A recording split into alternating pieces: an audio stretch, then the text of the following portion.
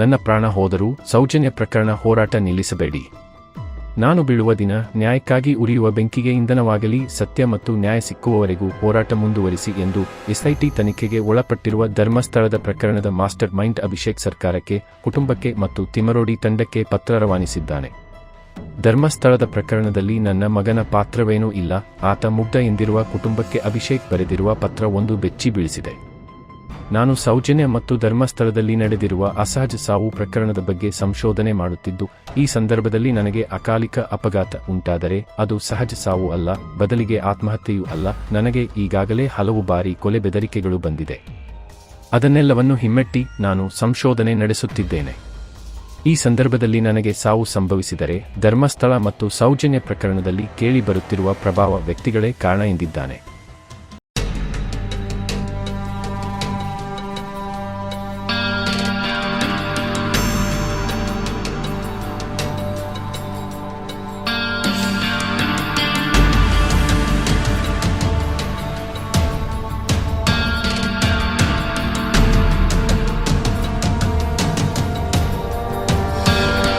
ಇನ್ನು ಸೌಜನ್ಯ ಪ್ರಕರಣ ಹಾಗೂ ಇತರೆ ನ್ಯಾಯ ಹೋರಾಟಗಾರರಿಗೆ ನನ್ನ ಕೊನೆಯ ಸಂದೇಶ ಹೇಳುತ್ತಿದ್ದೇನೆ. ನನಗೆ ಏನಾದರೂ ಆದರೂ ಹೋರಾಟವನ್ನು ನಿಲ್ಲಿಸಬೇಡಿ.